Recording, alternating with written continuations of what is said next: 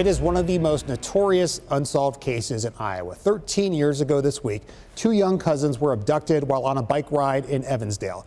There are still no arrests in their deaths. KCCI's Laura Terrell got an inside look on where the case stands today and how the DCI Crime Lab is using new technology to try to catch the killer. Her smile, her love for life. Like, she just loved life. She could be in trouble and she still would be smiling. It's been 13 years since Drew and Heather Collins have seen their daughter Elizabeth smile in person. We've missed a lot. My kids have missed out on their sister. Lyric's family's missed out on her. Divorced now, they sit side by side in this interview with the same goal. We just want justice.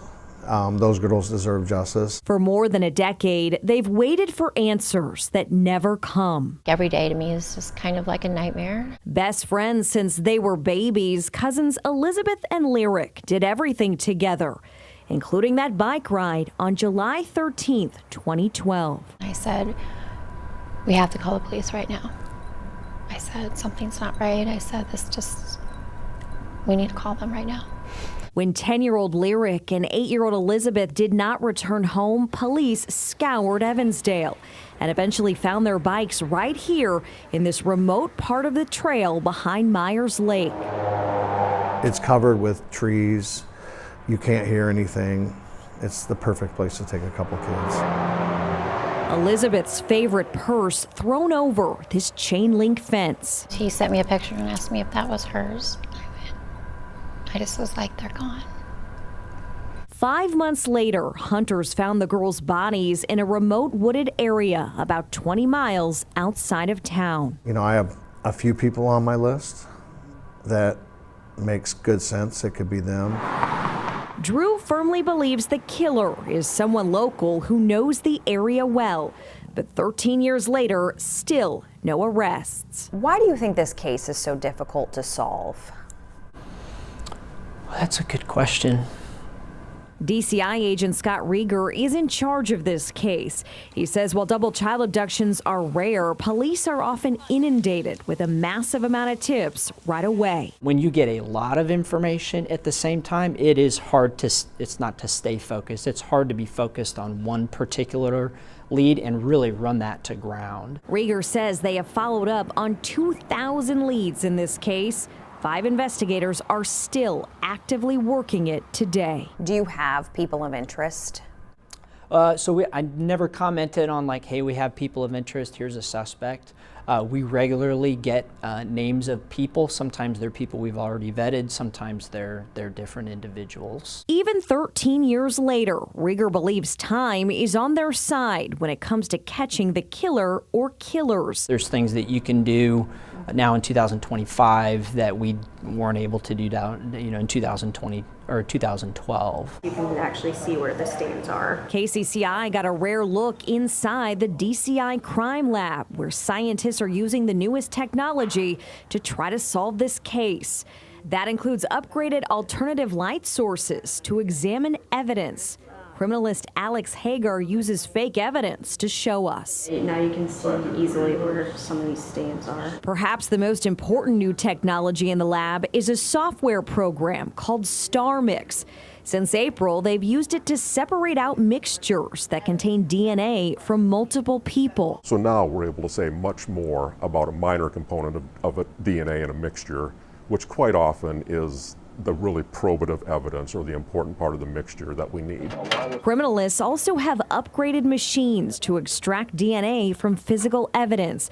That means they can pull DNA from samples that are degraded from being out in the weather. The instruments now are more sensitive, more capable than they would have been in 2012. For the first time, we are learning how much DNA has been tested in the Evansdale case.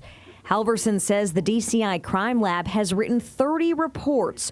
20 of those include results of DNA testing on evidence that has been collected from the crime scenes. You guys have a lot of evidence, essentially. Yes, it is a lot, very much so. A typical case, a general run-of-the-mill case, will just have one report. Scientists develop a DNA profile which looks like this, peaks on a piece of paper. They then compare those to known samples to try to develop investigative leads. Do you think this case is solvable? Absolutely. Rieger says persistence will solve this case. He's not giving up, and neither are Drew and Heather Collins. This person is still out there, and are they going to do it again?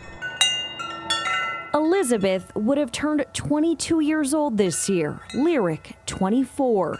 Their young faces now permanently smile on benches and plaques not far from where they disappeared. We're not going to slow down. We're going to keep going until the day we die. Those girls really, really deserve Yes. justice. And I want to mention, we asked Lyric's mom, Misty Cook, for an interview for this story. She politely declined. Last month, she was charged with conspiracy with intent to manufacture or deliver meth and conspiracy with intent to manufacture or deliver marijuana. She and Lyric's father, Dan Morrissey, have had a long history of drug use that's been very public.